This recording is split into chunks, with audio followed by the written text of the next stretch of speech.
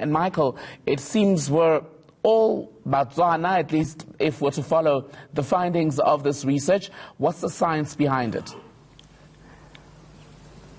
That's right, Tembekile, and that's exactly why we are here at the Moropeng Visitors Center here at the Cradle of Mankind.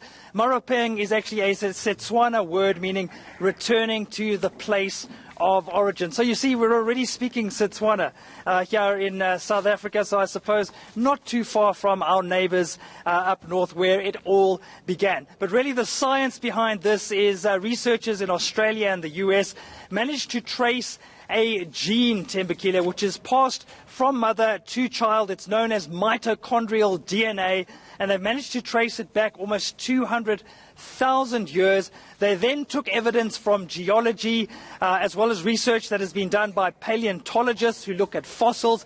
And what they've decided, Tembekile, is effectively that there was a massive lake in northern Botswana where a huge settlement of humans, the first humans, actually settled before migrating north into places like East Africa and southwest into South Africa. But Michael, as an interesting read as this research is, globally there seems to be quite a split view among, I beg your pardon, among those in the science industry. How are South African scientists responding? That's right, Tembekile. We actually spoke to Professor Robert Blumenshine, who is a scientist based at Wits University.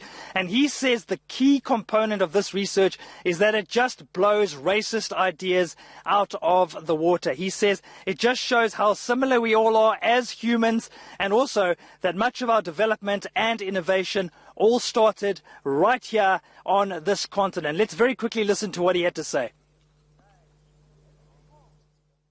These climate changes, they were periodic, based fundamentally in changes in the Earth's orbital parameters around the sun. And these are responsible for what people might know as the glacial interglacial cycles, which have dominated the last 3 million years of Earth's history, and 3 million years of our evolution. And so we have evolved, and Homo sapiens appeared in this fluctuating environment.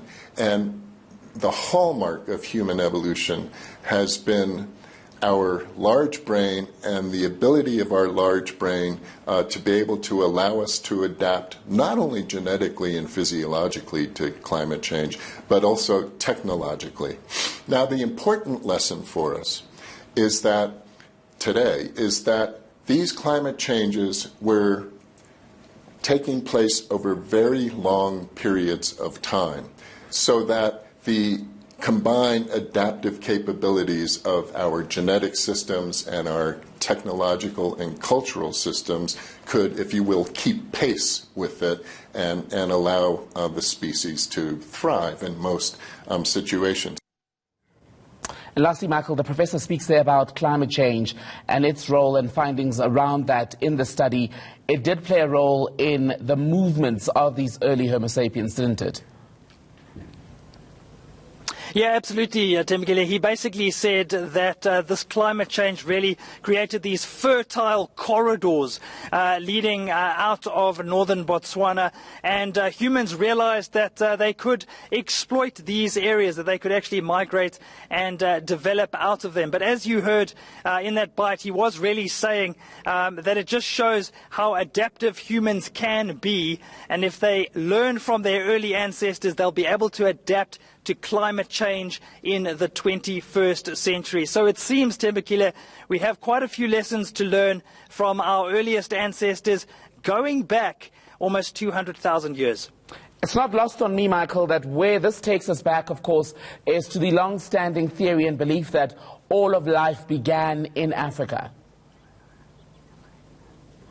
Absolutely, and Prof. Blumenschein saying to us that there is such a rich cultural heritage, both in terms of the genetic research, which we've just spoken about, and in terms of fossils, Tembekile. Now, it might sound boring, but if you visit a place like Marokeng behind me, you just get a sense of how rich our cultural heritage is as an African continent, and just being reinforced now by the studies that are coming out of the United States and of Australia. It's all happening on our continent. Michael Marilia, thank you. Michael Marilia is life at the Cradle of Humankind.